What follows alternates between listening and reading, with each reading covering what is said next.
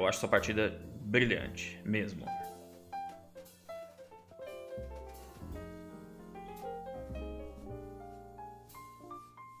Todo mundo que tá aqui conhece o Sten, não?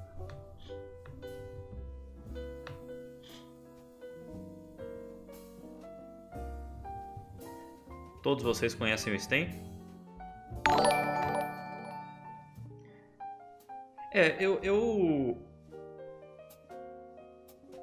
Nesse caso, gente, eu vou então fazer aqui uma longa introdução, apresentação histórica do Sten para vocês saberem quem é essa pessoa, do que se trata e tudo mais. E aí na sequência a gente começa a análise da partida. Então, Subverso, esse é o Sten? Sten, esse é o Subverso. Agora que vocês já foram apresentados, a gente já pode começar a partida. Então, o Sten aqui estava de pretas, eu vou virar o tabuleiro.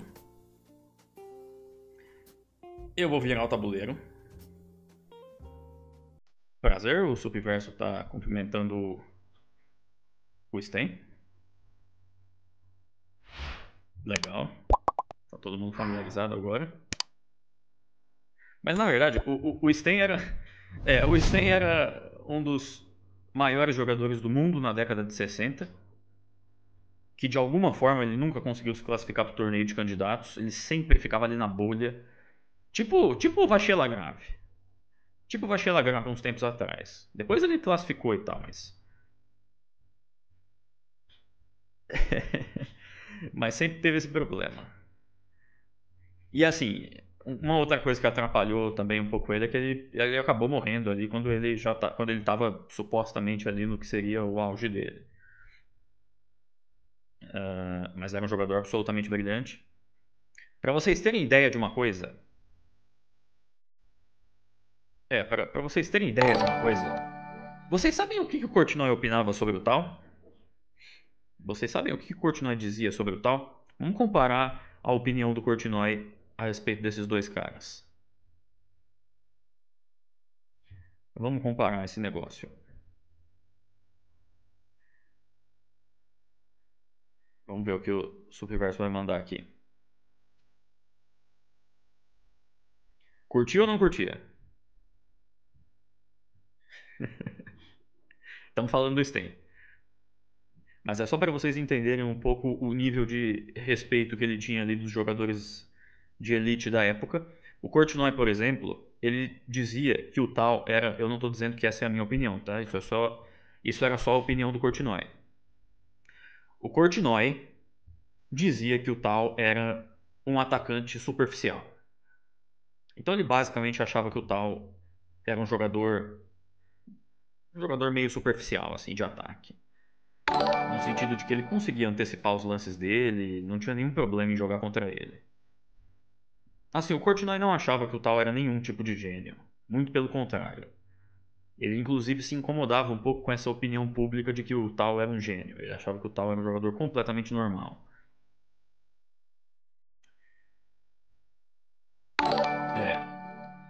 Agora, isso era um pouco porque o score do Korchnoi com o tal era uma coisa absolutamente brutal. Era tipo assim, quando o Korchnoi disse isso, tava tipo 12-1 pro Korchnoi. Então é claro que quando você começa a bater tanto numa pessoa, você começa a pensar que ela realmente não joga tão bem assim, né? Eu acho que ele confundiu um pouco esse negócio. Porque a gente começa a ganhar muito do cara ali, às vezes o cara até tem o mesmo nível que a gente começa a achar que ele não joga tão bem. Acho que isso foi um pouco a confusão que o Korchnoi acabou fazendo. Porque assim, eu li os livros do tal, eu realmente acho que ele era muito criativo ali, principalmente nas coisas que ele calculava. Mas o Korchnoi nunca se impressionou muito. Por outro lado, o Korchnoi dizia que o Sten era um gênio do ataque. Olha só os caras que a gente está comparando aqui. Inclusive, eu acho que eu nunca vi o Korchnoi falando isso de ninguém, assim. Mas ele achava que o cara era basicamente um gênio. E assim, uma coisa interessante, inclusive, que acontecia... Eu não lembro exatamente quem é que contou essa história. Mas dizem que quando juntava para jogar ping Korchnoi, tal e Sten, era sempre a mesma coisa. Sabe naquela que quem perde sai? O cara tá ali jogando, quem perde sai, vem outro pra jogar. Era sempre a mesma coisa. Começava a jogar ping, o tal perdia todas pro Kortinoy, o Kortinoy perdia todas pro Sten, e o Sten perdia todas pro tal. E assim por diante. E era um ciclo, era um ciclo. Um sempre ganhava do outro. Alguma coisa ali, o santo não batia. O santo ali dos caras não batiam de alguma forma. Então o nível era muito... É claro que o nível desses três é muito semelhante. Mas assim, basicamente o Sten tinha um pouco de dificuldade para jogar com o Tal. E o Tal tinha um pouco de dificuldade, ou muita dificuldade para jogar com o Kortinoy. Só que o Kortinoy tinha muita dificuldade de jogar com o Sten. É uma coisa confusa, né? Mas é basicamente isso. Então, esse é o cara que a gente vai ver aqui hoje de pretas. Leonid Sten. Como é que a gente definiria o estilo do Sten, gente? Porque eu sei que tem gente que conhece ele aqui. A gente tá enrolando um monte para começar a partida. Mas é que eu acho interessante essas conversas. Vou fazer um lance aqui, pelo menos, para vocês não ficarem tão entediados. Pronto. A Beth Harmon falaria alguma coisa depois de E4. A Beth Harmon roubou.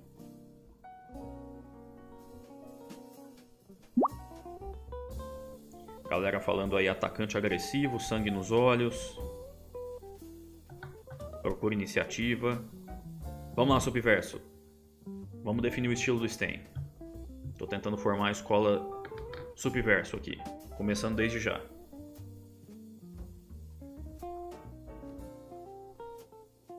Procura a iniciativa.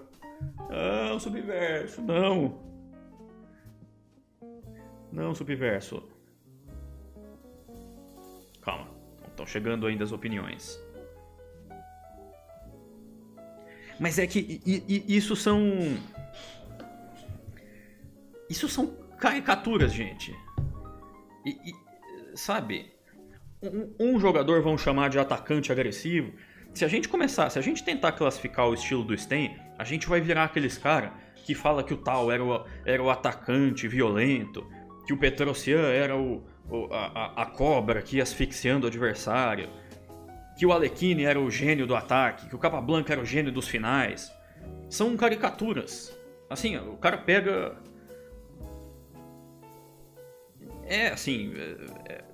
É muito... Você limita muito. Os jogadores de xadrez nunca são uma coisa só desse jeito. Isso são só... Realmente coisas que vão... Pegam um negocinho ali do cara e começam a disseminar. Como se o cara fosse só aquilo sempre, entendeu? Então, Subverso. A gente precisa se recusar a definir um jogador com uma palavra só desse jeito.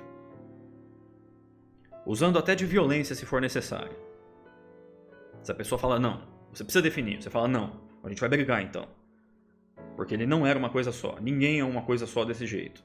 Não existe esse negócio de posicional agressivo. O jogador de xadrez, ele é sempre... Principalmente um jogador forte assim...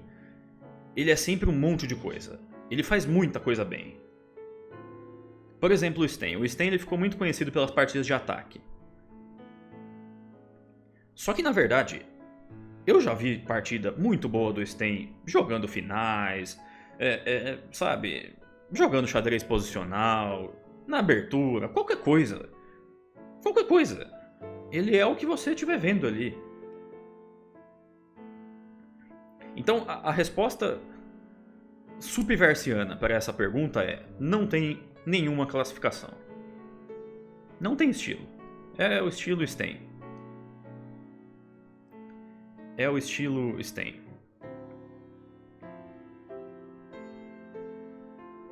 Isso é o que eu acho de todos os jogadores. Então eu acho que o Alekhine tem o estilo dele de jogar e todos os jogadores têm os seus próprios estilos ali. E para entender do que se trata isso, precisa sempre estudar a fundo ali o que o cara fez. Senão a gente vai ficar nessa mesma coisa, de ficar chamando o cara de agressivo, de não sei o que. Agora, vamos dar uma olhada nessa partida. Beleza, mas o estilo do Magnus é a mesma coisa, gente. O Magnus é um jogador muito complexo. É um jogador muito complexo. Tem milhares de coisas que dá pra você falar que ele é. E... Por outro lado, eu acho que é legal chamar o cara de falar uma coisa só sobre o estilo do cara, porque você aproxima, por exemplo, o cara que aprendeu a jogar agora. Porque ele já começa a se identificar ali com um certo grupo de jogadores. Ele fala, opa, eu pertenço a esse grupo aqui. Talvez até isso foi criado com esse intuito. Mas na verdade mesmo, gente, infelizmente não dá. Existem muitas características ali do... Mas enfim, vamos passar agora para a partida. Porque isso aqui foi uma siciliana. O Sten basicamente jogava só C5 e E5. Mais C5 do que outra coisa. Agora veio o cavalo F3, D6. Vamos ver se o Subverso está familiarizado aí com a siciliana clássica. Que é essa daqui. Quem de vocês tem isso aqui no repertório? Então, Delcide, mas não sintetiza. Às vezes está realmente, sabe, foge da realidade. Totalmente. Foge totalmente da realidade.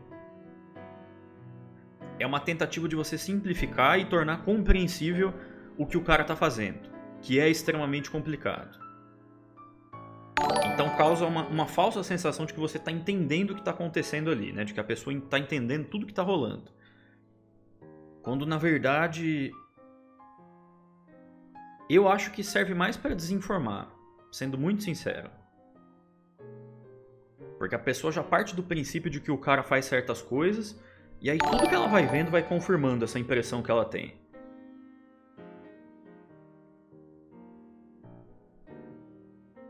Meu repertório é jogar com o coração, disse a galinha, e o agiota disse: Siciliana me traumatiza até hoje com meus embates com o Sup. Não, agiota, ô louco.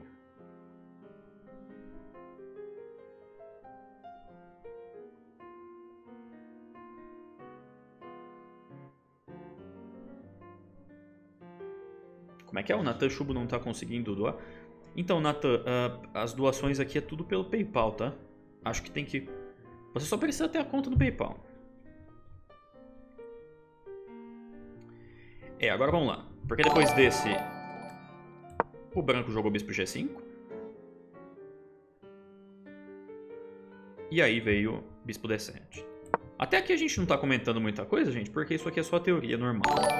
Bispo G5 aqui é o lance principal contra a siciliana clássica, e bispo D7 é uma das respostas principais também. Aqui geralmente o preto vai tentar jogar com E6, bispo E7, às vezes ele vai rocar pequeno, às vezes não. Tudo vai depender um pouco dos próximos lances aqui do branco. Agora,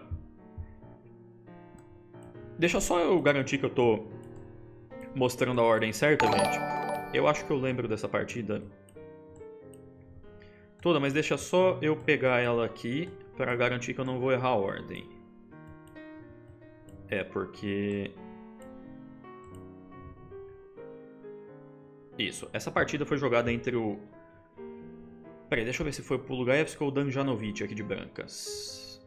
Acho que foi Damjanovic, peraí. Isso, essa partida... Damjanovic Sten. O Sten aqui tinha 2.610, era tipo o número 8, 7, 8 do mundo, assim. O jogador de brancas é um cara forte também, mas a gente vai ver aqui que ele meio que vai sofrer um pouco nessa partida. Porque agora veio... jogaram F4 e aí veio torre C8. Que é um lance mais ou menos comum aqui. Nesse tipo de posição. E agora veio o cavalo B3, beleza. O que vocês acham desse lance, gente? Cavalo B3. Porque esse é um primeiro momento que me chamaria um pouco a atenção aqui. E aí, Razor...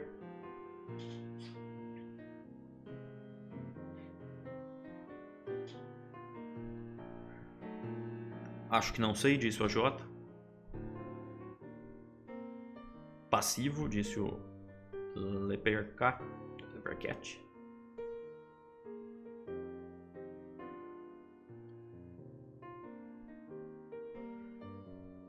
Angrinho xadrez, isso eu realmente não sei, cara. Acho que... Mas deve ser muito em breve, viu?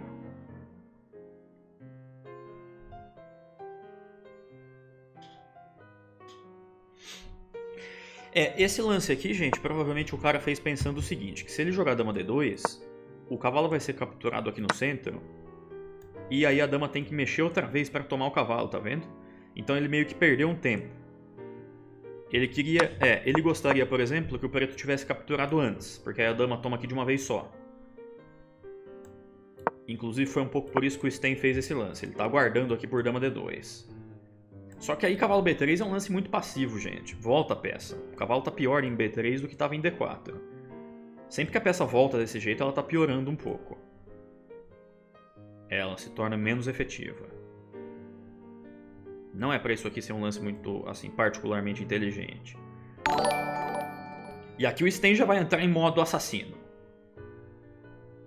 Porque, assim, essa é uma possibilidade também. Quando o adversário comete o que a gente julga ser um erro aqui na abertura, a gente já tem o direito de começar a tentar jogar de maneira um pouco mais ambiciosa. Essa seria a lógica aqui da coisa. A gente não pode sair socando o cara aqui sem mais nem menos. Mas quando ele faz um lance que a gente acha que está errado, a gente passa a ter certos direitos. O Sten julgou que esse lance não foi particularmente bacana, então... já veio A5 aqui por parte do Sten. Que a ideia é basicamente perturbar esse cavalo com A4. Boa, Filcar. Porque assim, se jogar dama D2 tem A4. E eu tô tocando aqui. Se você capturar, cai em E4.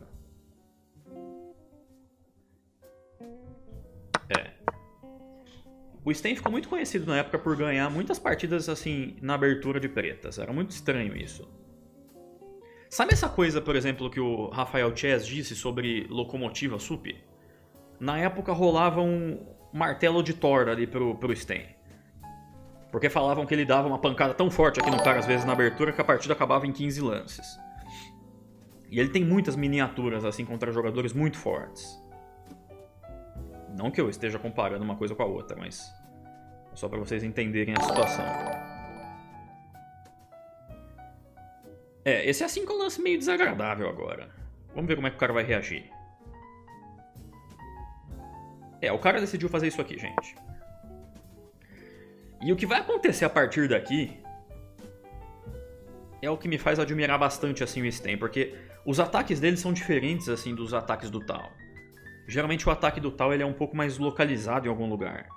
O do Sten ele acontece em todos os lugares do tabuleiro, acontecem de repente, parece que as peças se mexem de um jeito diferente, sabe?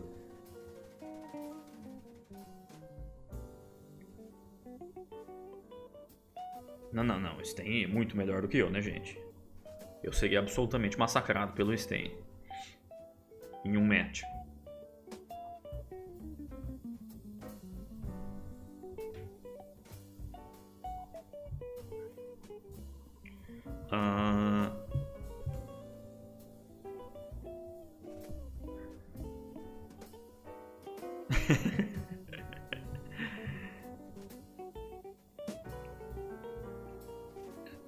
Agora voltando aqui para a coisa da partida, gente, depois de bispo B5, o Sten jogou esse cavalo G4 aqui. Esse não é um lance muito natural, né? Do nada ele começa a fazer uma... Assim, tudo é engatilhado por esse cavalo B3. Parece que esse foi o ponto que ele falou, cara, esse lance é muito fraco. Você não vai sair livre disso aqui mais. E ele começa a fazer uns lances bem diretos assim de ataque mesmo. Esse aqui agora tá apontando aqui para a casa de E3. Mas não é claro se isso realmente é uma boa ideia. Mas olha como a coisa vai seguir, gente. Esse é o primeiro momento curioso aqui. Depois de H3, é que eu pergunto pra vocês. O que vocês fariam aqui, gente? Vamos pra frente? E meio que ficar sem casa depois desse? Ou assumimos aqui o erro e voltamos pra trás? O que vocês acham? O astronauta do Sul falou, se for a saideira, você ganha do Sten.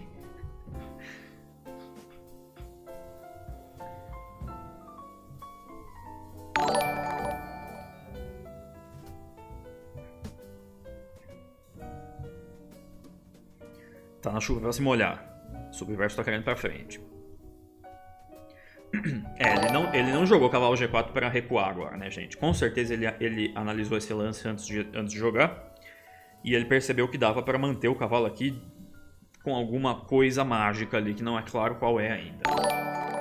Porque o cavalo parece completamente preso aqui depois de dama D2, né? Vamos ver o que vai acontecer na partida. Ou dama E2, tanto faz. E agora, subverso? O que é que a gente faz? Surgiu um problema. Surgiu um problema. Perdemos. Vamos, galera. Não. Tá tudo sob controle. Vamos confiar aí no Sten. Galera aí falando dama B6. Olha o jeito que o Sten defende o cavalinho dele, gente. Bum. Vocês esperavam por esse? Vocês esperavam por esse?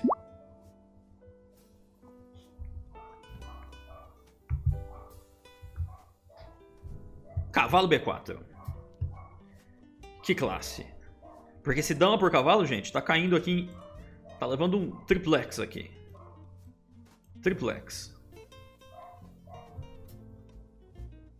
Que categoria?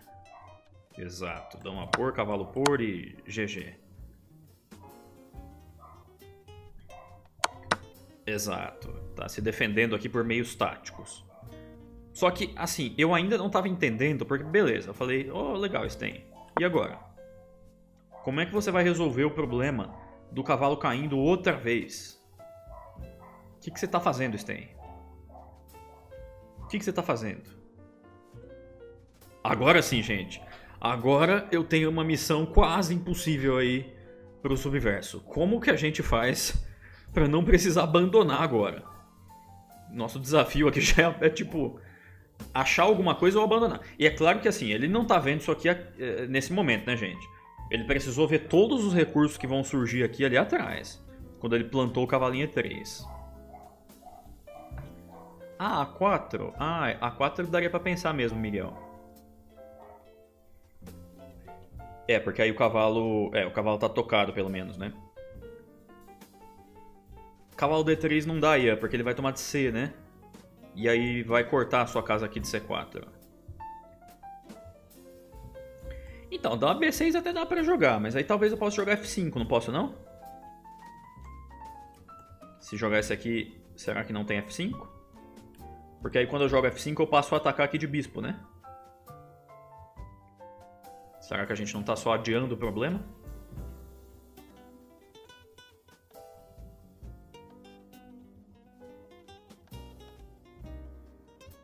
Olha o jeito que ele vai salvar esse cavalo. E o mais impressionante é que ele viu tudo isso daqui ali atrás, tá? Olha isso, H6 é o primeiro passo. Esse é o primeiro passo. Toca no bispo, o bispo volta. E aí ele vai G5. Tocando no bispo de novo. E assim, nesse tipo de situação aqui, o branco não quer tomar aqui e perder o par de bispos, né? E ele também não quer voltar o bispo para algum lugar porque tem peão por. Então o que o cara decide fazer aqui... Ele falou, beleza, legal, parabéns. Eu tomo? Que isso? Eu tomo, que isso? Só que agora vem a coisa. Bum! Jogou H6, G5 para abrir a coluna H. E agora o cavalo magicamente volta para cá e para cá. Porque agora a torre está caindo lá embaixo. Olha o jeito que ele está conduzindo isso aqui. É incrível. E assim, ele tem um peão a menos aqui. Só que, assim, o mais importante é que ele tem as casinhas aqui para pular. Tá controlando aqui em E5. Tem bispo G7 chegando. Tem A4, A3. Sim, para um jogador de siciliano isso aqui é uma posição completamente normal já. Então, o que ele ganhou com isso justamente são essas casas e contra-jogo. Porque siciliano é muito de contra-jogo, né, gente? De você tentar buscar contra-jogo de alguma forma. E aqui ele conseguiu já ativar quase todas as peças dele, né? Sem que o branco percebesse. Porque o bispo agora tem uma super diagonal aqui. O cavalo tem essa casa. E a torre também está pressionando aqui. E esse cavalo está tomando aqui. E esse peão está andando. Tá ótimo. Por um peão só, tá justo. Tá justíssimo. Então, bom, aí aqui o cara falou, beleza. Esse me assustou um pouco. Mas tudo bem, vamos fingir normalidade. Vamos trocar umas pecinhas aqui, Sten.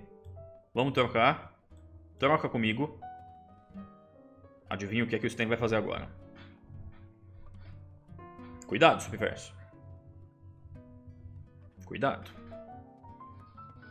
O que é que a gente faz? O cara quer trocar, porque se ele conseguir trocar umas peças, ele pode neutralizar a nossa iniciativa.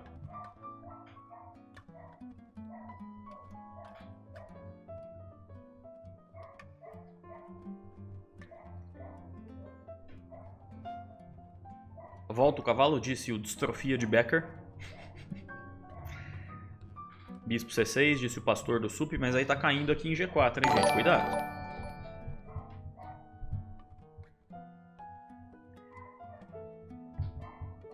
Gente, Stenzinho disse: cala a boca, palhaço.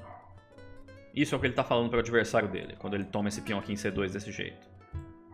Para de me incomodar. Bum. Bum. Porque o ponto é que isso aqui é um duplo, e a hora que eu tomar aqui, ele joga bispo por B5 e tá cravada a dama ali em C2.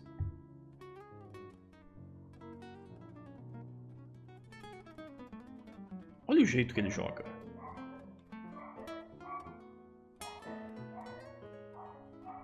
Olha o que ele tá fazendo. As peças dele estão se mexendo de um jeito estranho. Assim, parece que tem alguma energia a mais aqui, alguma coisa acontecendo. Vocês percebem que as coisas estão acontecendo meio que de repente? Não é que tá surgindo algum ataque no flanco de rei, no flanco de dama. Estão acontecendo coisas no tabuleiro inteiro e ele de alguma forma tá controlando tudo ao mesmo tempo. Ô, gente, o cala a boca ali foi pro Danjanovic, tá? Não pro Subverso, senão a gente ia dar um ban aqui no Sten. Porque eu apresentei ali... eu apresentei ali... ele pra vocês.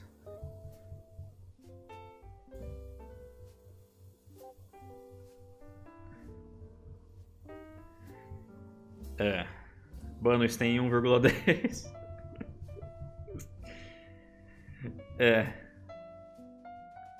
Não, cara, eu acho esse lance, eu acho essa sequência toda uma coisa de outro mundo mesmo. Eu não sei como é que essas coisas estão acontecendo exatamente. Agora, então, bom, para quem não visualizou o tema ali atrás, gente, o ponto é que tá cravado aqui, então a gente não tem cavalo por, e também tá cravado aqui, então não tem torre por, tá vendo?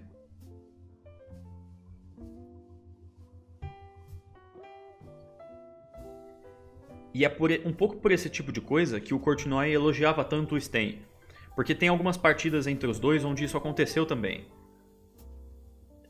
Quando eu falei isso, eu lembrei de dois exemplos. O Sten literalmente começa a espancar o Korchnoi do nada. Assim, não dá pra entender de onde é que tá vindo exatamente a pancada, mas de repente começa a vir de todas as direções e de repente é nocaute. O Korchnoi tinha um pouco mais de facilidade para prever as ações do Tal, por isso que na época ele elogiou bastante o Sten e não tanto o Tal.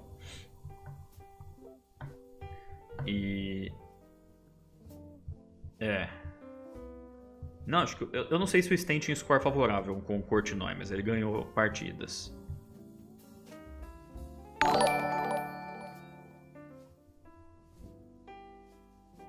Então aqui veio, depois de bispo por, veio, cadê, cavalo D4, agora finalmente o bispo voltou. Dama D2, bispo G7. E esse era o último momento que eu queria mostrar aqui pra vocês, Subverso. Branco veio com cavalo D5. Tocando aqui em E7. O que é que a gente faz agora? Porque tá tudo muito bem, tá tudo muito bom, mas tá caindo aqui em E7 agora. Como é que a gente vai lidar com isso? Como é que a gente vai lidar com esse negócio? Eis a questão. Perdemos. Calma. Não, calma.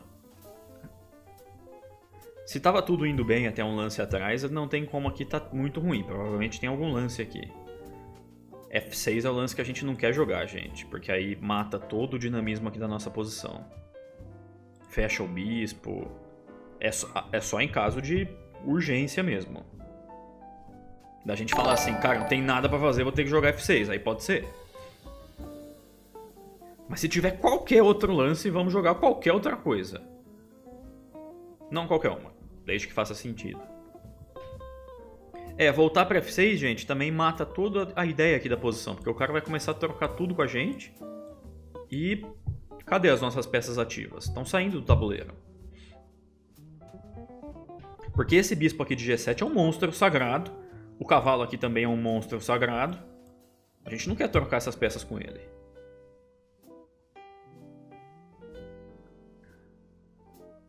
Eu sei que está surgindo a dúvida. Cadê o Wesley com o artigo dele? Para ajudar a gente nesse momento. Mas na época o Stein não tinha acesso também ao artigo do Wesley. Isso aqui é 1968. Então ele realmente tinha que achar alguma coisa aqui para fazer.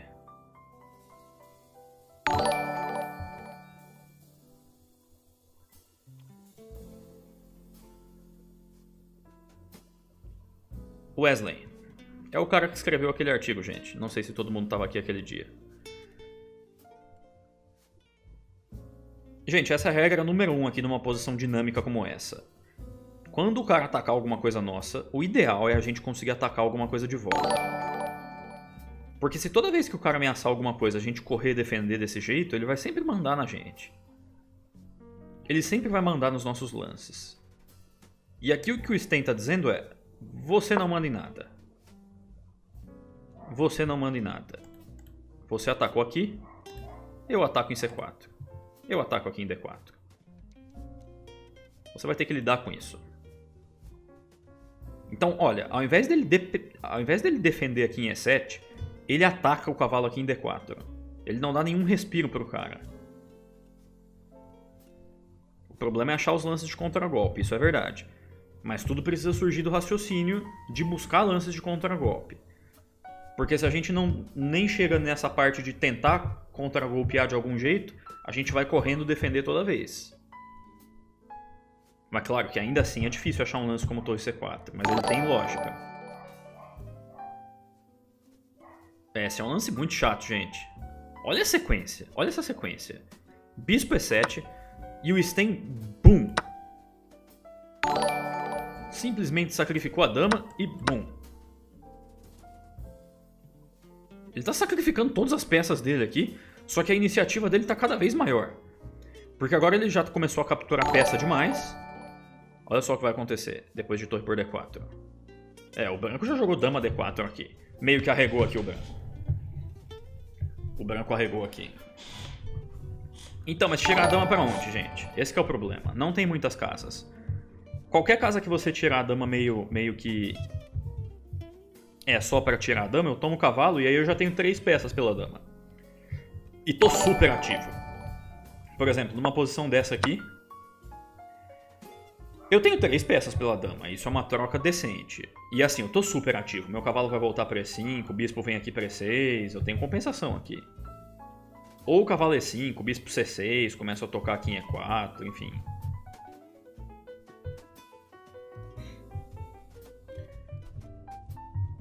Não, mas é incrível essa sequência. O cara ficou tão atordoado aqui que ele pegou e mandou dama por já. Só que agora, essa posição aqui é um horror. Essa posição é um horror, porque eu tenho 2 peças por uma. Mas assim, tá chegando aqui, eu tô super ativo. Essa não é uma boa posição pro branco. Aí o cara veio com isso e já chegou o cavalo F2. Olha o massacre. Vamos acompanhar o massacre. Bum. Rocão. Bum. Isso. E agora começa a entrar aqui uma fase da partida onde o Stein vai só tentar neutralizar aí o branco, porque ele tá tão bem centralizado aqui que já não tem mais como... exato, não tem mais como barrar o progresso aqui do preto. Ele vai jogar rei F7, vai tirar esse bispo daqui, vai ativar a torre. E assim, essas peças aqui no centro é um pouco demais aqui pro branco lidar. Isso aqui já é uma posição muito difícil. Aliás, aqui atrás não foi essa torre, jogou essa, mas não muda muita coisa. Ah não, pera aí, a ordem tá errada. Primeiro veio esse, agora veio esse, isso. Agora veio torre D3. E depois de torre D3 já veio rei F7. G4 tentando buscar algum contra-jogo, veio esse. Torre F3 tomou.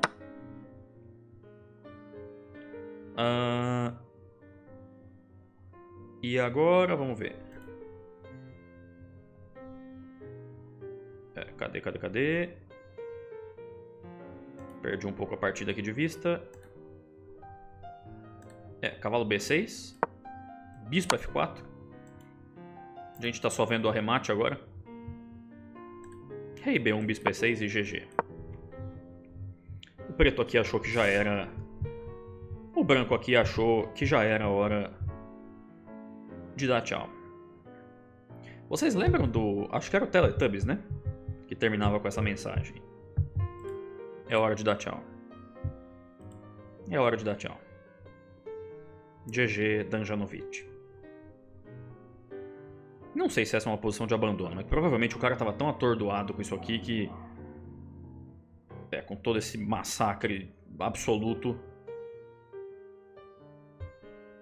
eu acho essa partida inacreditável, gente, porque é difícil, tá vendo? De definir exatamente os padrões do que está acontecendo. As coisas vão acontecendo no tabuleiro inteiro de um jeito tão diferente, né? Eu não lembro de um jogador que sequer lembre assim esse estilo do Stein. Porque eu vejo algumas semelhanças ali, por exemplo, no tal com o Alekhine, apesar de que eu acho o Alekhine tinha um estilo um pouco mais estratégico assim. Mas é difícil de comparar o Stein com alguma coisa. Eu acho essa partida demais, gente. O que é que vocês acharam? Subverso. Então, por muito tempo eu falei Stein também. Só que eu comecei a ver... eu acho que eu vi o Kasparov uma vez falando de Stein. Eu comecei a falar Stein também. Mas talvez seja Stein mesmo. Mas o cara é demais, né? Não, é bem original. É bem original. Inclusive, vou contar uma coisa pra vocês. Foi por causa do Stein que eu comecei a jogar C4 de brancas. Porque eu comecei a perceber... Eu sempre tive esses, sabe, assim... Eu também sempre escutei essas coisas assim de... o jogador de C4 é o jogador posicional. O jogador de E4 é o jogador tal. Por isso que hoje eu peguei uma coisa tão... Eu peguei uma birra com essas coisas. Principalmente porque eu fui olhar assim, as partidas do Stein, comecei a olhar bastante. O Stein jogava um monte de inglesa. E tem várias partidas boas de ataque dele aqui na inglesa. E foi um pouco depois de conhecer ali as partidas dele que eu modifiquei um pouco o meu repertório. Ele também jogava bastante Índia do Rei. Meu xadrez, minhas regras. Jogadora de G4 é o que, Sup? Não, gente, G4 foi muito foi muito pro lado aí o negócio, hein? Curiosamente, o Stein curtia jogar o G3 de vez em quando, porque isso acabava transpondo para inglês em alguns casos. Então G3 ele jogava. Eu cheguei a jogar um pouco de G3 também. Muito influenciado ali pelas partidas dele.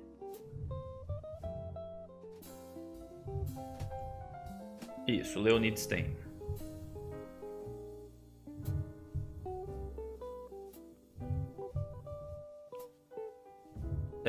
Mas enfim, Essa era a partida que eu queria mostrar pra vocês.